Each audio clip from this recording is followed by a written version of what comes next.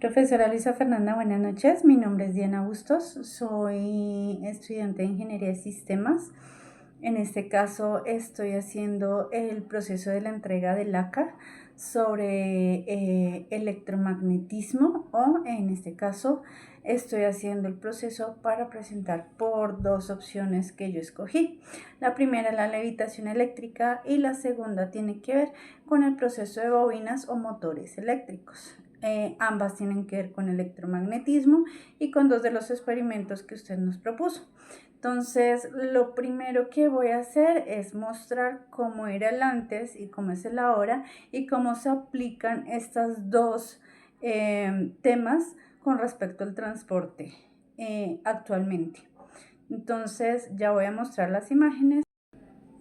En este caso lo que hice fue las presentaciones de la infografía de manera manual, hice los dibujos yo misma porque me parece más bonito, le dediqué mucho tiempo y creo que es la forma más fácil o mejor para explicar el tema tal y como lo comprendí. Bueno, aquí está el tren regular que nosotros conocemos, es un sistema impulsado por fuerza de vapor, como se muestra en la caldera, el vapor es lo que empuja el tren. ¿Cómo funciona? A través de la fricción.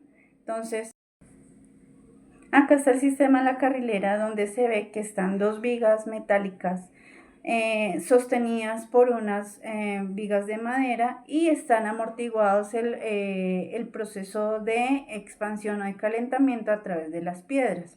¿Cómo funciona? A través de esta rueda que está acá, que donde la vemos de frente pareciera una rueda normal, pero aquí podemos ver cómo realmente funciona el proceso de la carrilera. Las ruedas tienen una parte cóncava que encajan directamente con los rieles y efectivamente eso es lo que hace que el tren se fije en su camino. Sin embargo, por el calentamiento de las vías tienden a expandirse y muchas veces por eso se generan los descarrilamientos de los trenes, porque no es un sistema que haga un agarre completo de la llanta y pues a mayor velocidad, mayor fricción, mayor calentamiento y eso hace que la vía se expanda y el tren se pueda descarrilar.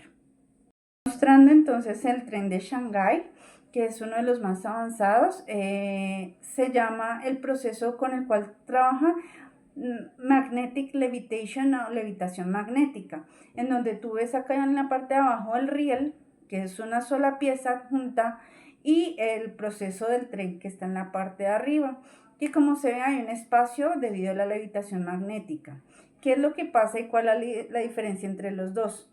Normalmente el tren regular, el que conocemos de propulsión a vapor, ese tren lleva consigo el motor, que es lo que hace un gran peso y hace que efectivamente el tren se descarrile también por efectos del peso. Sin embargo, en este tren, al ser más liviano, muestra que en la parte de abajo, donde está el riel, es donde está la verdadera función mecánica o el motor del tren.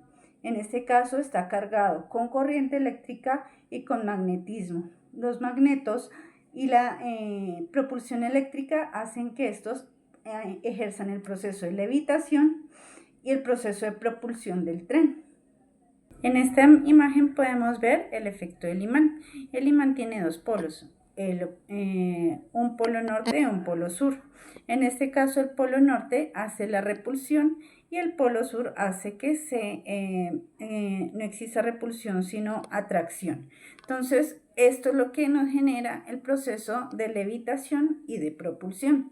Aquí abajo en la parte del riel podemos ver que están dos posiciones de electroimanes.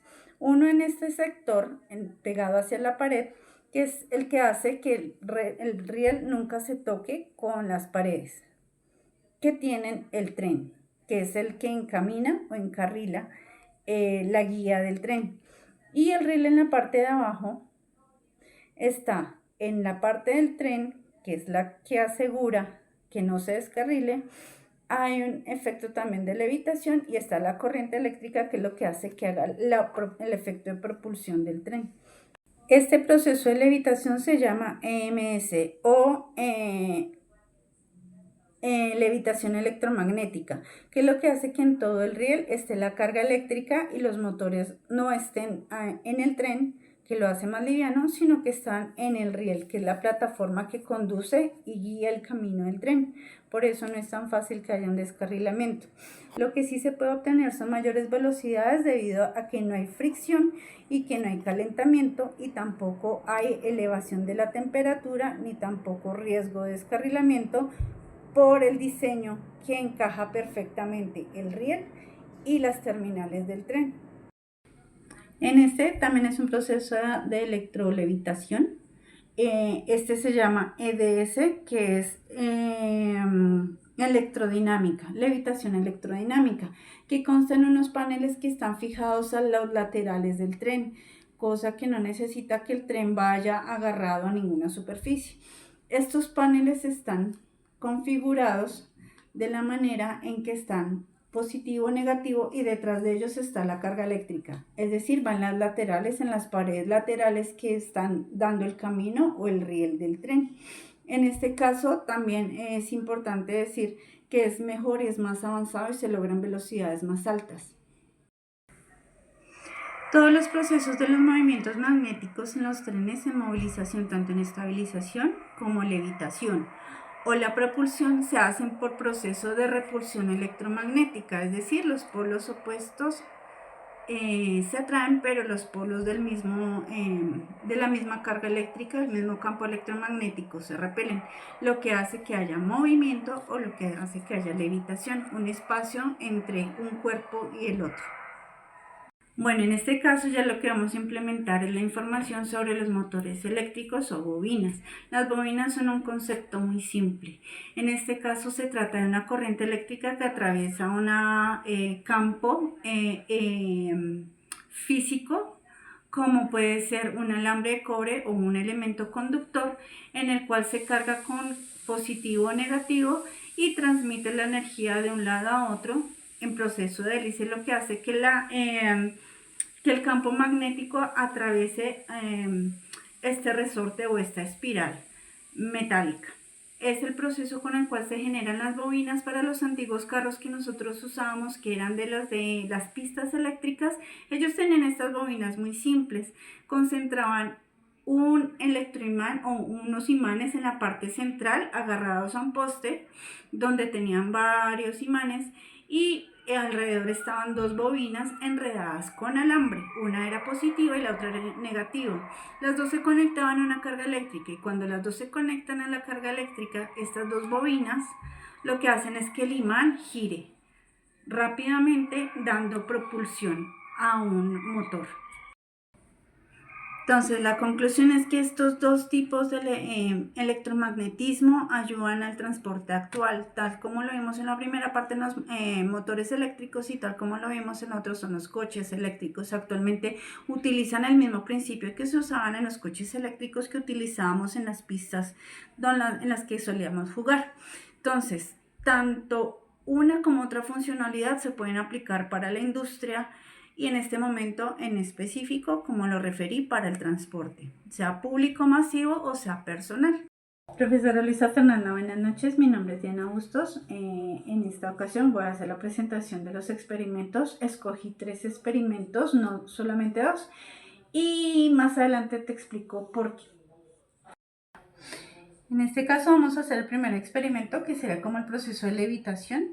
En el caso de que la espiral hace que transmita la corriente o el campo magnético por el centro con una pila, una batería a la cual se le pusieron los dos polos, los dos polos para que se rechacen y se ponen en el orden tal y como están en la pila. Tengo el polo positivo acá, tuve que amarrarlas con cinta porque en esta parte baila, no pude hacerle como otro arreglo para que no bailara los imanes, entonces los pegué con cinta. La batería obviamente tiene carga y pues vamos a hacer el proceso. Cuando yo ingreso la pila no ejerce ninguna levitación.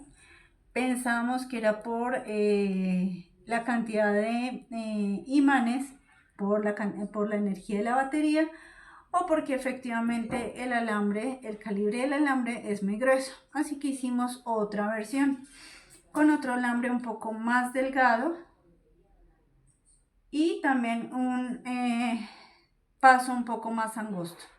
Se ve ligeramente más angosto el uno del otro. Entonces vamos a hacer nuevamente el intento en esta ocasión. Cuando se pasa la batería, lo cambiamos de lado y tampoco funciona. ¿Qué pasó aquí? ¿Por qué no funciona? Creemos porque hemos visto en los comentarios de algunos videos, de otros tutoriales en YouTube y en otras plataformas que efectivamente muchas veces estos vienen como galvanizados, vienen como con una pintura que no permite que transmita bien la energía.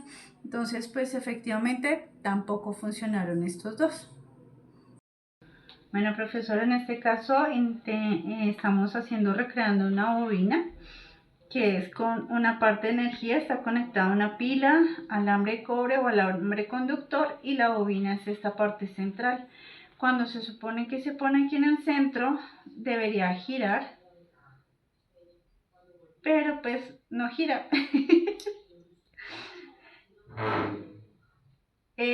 Son dos imanes más potentes, más grandes que los que se usaron con la otra batería para el experimento de levitación, pero efectivamente no funciona tampoco el experimento.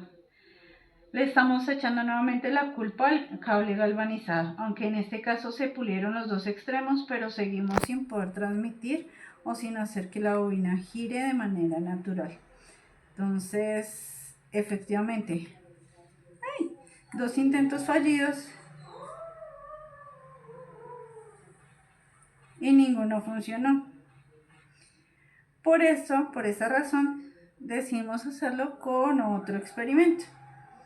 En este caso es otra bobina, es una más sencilla, donde estamos poniendo una batería en una pila de imanes con nuevamente el mismo tipo de cable que había conseguido anteriormente. Se hace esta bobina y esto se supone que hace la parte de contacto aquí en la batería para que haga el continuo ciclo de bobina, de giro, motor eléctrico.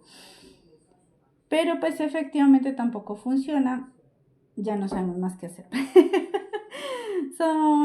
Estamos echándole la culpa al cable. También hemos visto en los videos que dicen que los imanes tienen que ser de neodimio.